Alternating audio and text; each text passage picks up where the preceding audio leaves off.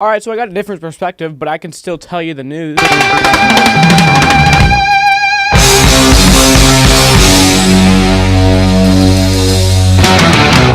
Hey, what's up guys, it's Sam here. How are you guys doing today? Hope you guys are having a fantastic day. Today, we're going to be talking about the race from Dover, which is called the Gander Outdoors 400, which I don't know why they're doing that, because the Pocono race is called the Gander Outdoors 400. But they still call it, I mean, that's what happens when you're running out of sponsor names.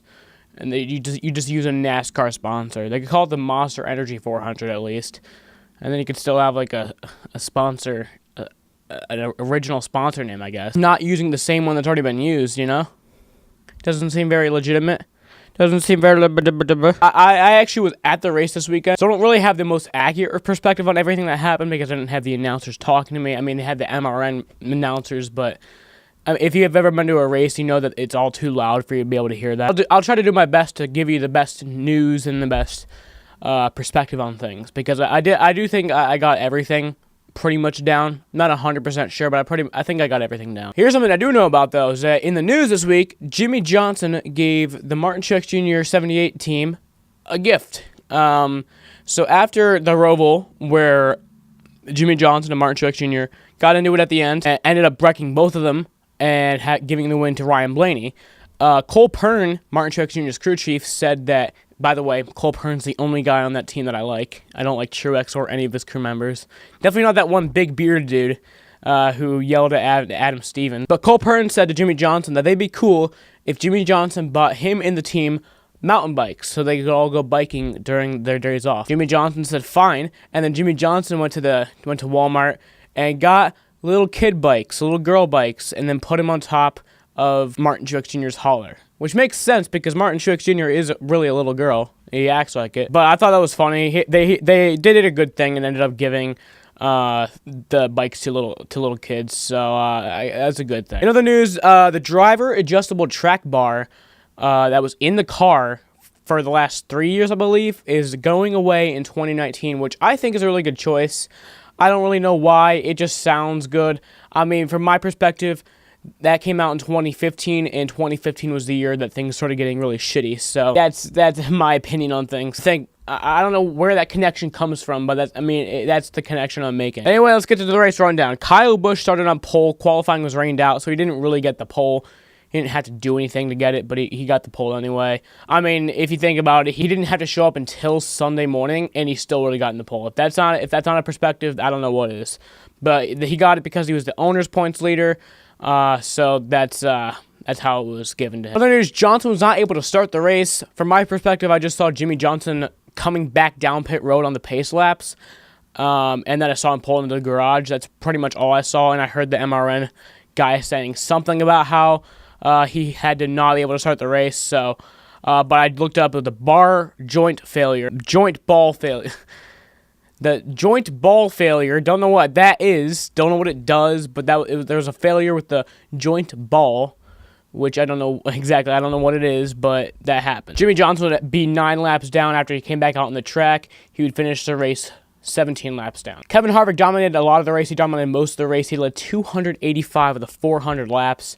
After Kyle Busch started on pole, he quickly fell back after leading just about 15 laps. Kevin Harvick took the lead. He led pretty much in the entire race, which was unfortunate, but he didn't win, so it's all right. Also won stage 1 and 2, which went cautionless besides the stage end, so pretty much most of the race would have been caution-free if they didn't have the stages. Kyle Busch had track bar problems. That's at least what I got from it.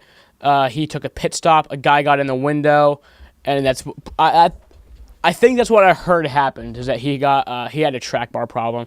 He came back to finish 8th place, even after a penalty, which I'll get to in a minute. But Chase Elliott also had a penalty. Chase Elliott had an uncontrolled tire penalty, and that was the reason he had to come back in on pit road during the first pit stops of the day. Chase Elliott had that penalty.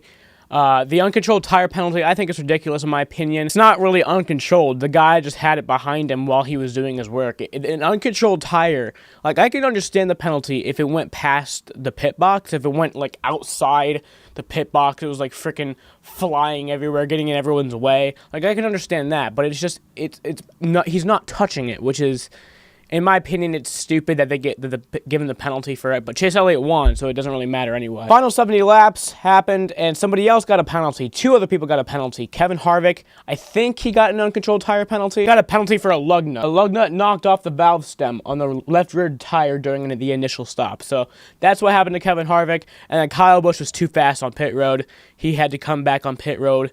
Kevin Harvick would come back to finish 5th. Kyle Busch would come back to finish 8th. Thankfully, for the last 70 laps, a lot of stuff happened to cause that. Then there was a debris caution. I remember it being a long time that it took them to come back to restart the race. I don't know why, but I remember seeing the cars come back around and around and behind the pace car, and the lapped cars were still in front and hadn't dropped to the back for a while. I don't know exactly what that was about. Maybe the people who are watching it on TV might know, but I don't know why that was a thing. But Aric Almirola would take the lead. Under that caution, Brad Keselowski actually won the race off pit road, so Brad Keselowski would lead to the field to the back of the green flag, and then Aric Almirola would quickly take the lead back from Brad Keselowski, which, in my opinion, was a good thing. No hate towards Brad Keselowski, just more love towards Aric Almirola, saying that he's never actually won a race. He got a race handed to him because of rain, but he's never actually won a race. But yeah, Almirola led a lot of laps. It looked like he was coming to win his first race, win his first real race. Second win, but first real win. Until Clint Bowyer had an issue where he hit the wall and then hit the other wall. My perspective of this is that I noticed that on the restart, Clint Bowyer had damage. I saw on the side of his car, and then there was a lap where I saw him going really slow past me, and then I saw him go on pit road, and then he came back out. I saw him come back out, and then he hit the wall, and then he went down and hit the inside wall. I actually have footage of it, or I have footage of him hitting the inside wall, but I can show you footage because it's not my footage, or it's my footage. I usually can't show you the footage because it's not my footage, but I can show you here. Oh my God! Oh my God!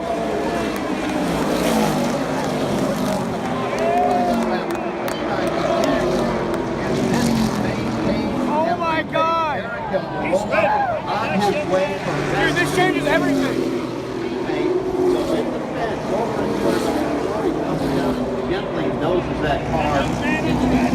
And then they went back green with 5 laps to go. The final 5 laps, there was a restart, obviously. Aric Almirola would restart 6th after Chase Elliott and Denny Hamlin have the front row. Alex Bowman was in 5th. Brad Keselowski was up there too. Brad Keselowski would actually end up getting involved in a wreck involving him, Alex Bowman, Aric Almirola, and Truex would all be involved in the wreck. My perspective of it, again, was smoke. I just saw a bunch of smoke happen. I didn't really see the wreck because my seats didn't allow me to see much of the backstretch. But I saw smoke, and then the yellow lights come on, saying that there was a caution. So that's what I got from it. But this would end up causing a red flag that would last about 10 minutes as they were getting everything cleaned up. Chase Elliott and Denny Hamlin were on the front row, and it ended up being Chase Elliott who would win the race, got his 2nd career win. It was really cool to see that because I sat both in front of and behind a Chase Elliott fan. The guy who I was sitting in front of, he was pretty cool all day. He wasn't a Kyle Busch fan. He hated Kyle Busch. He said that he had bad luck because he went to the Coke 600 and the Pocono race, and he saw Kyle Busch win twice. But he was still pretty cool regardless. So it was really cool to see how happy he was after Chase Elliott won the race. Definitely after last year's finish, which was Kyle Busch barely getting the win over Chase Elliott. But yeah, that was cool. It was really cool to be in the environment too of just like the most popular driver winning because Dale Jr. was never that good. No, he was, just not towards the end of his career. Yeah, here's the point standings to the first race of the round of 12. Chase Elliott obviously is locked into the next round. Kevin Harvick has a full race secure. He's 68 points ahead of the cut line, so he can have a bad race and still be in. Kyle Busch, too, he's 63 points above the cut line. And then Martin Truex Jr. is 36 points above the cut line, with Joey Logano, 31 points above the cut line. Kurt Busch, 21 points above the cut line. Brad Keselowski, 21 points above the cut line. Ryan Blaney in 8th place, 10 points above the cut line. And then Aric Almirola is 10 points below the cut line, along with Clint Bowyer. So 2 Stewart-Haas cars who are 10 points below the cut line. Kyle Larson is 12 points below the cut line, and Alex Bowman 34 points below the cut line. So they're going to need a really good Talladega if they're going to want to get into this playoffs for the round of 8. But yeah, guys, I'll probably have the vlog out of the Dover race tomorrow as you guys are watching this. I probably won't be able to edit all of it tonight, but it'll be out tomorrow as you guys are watching this. So yeah, if you guys like this video, please leave a like on it.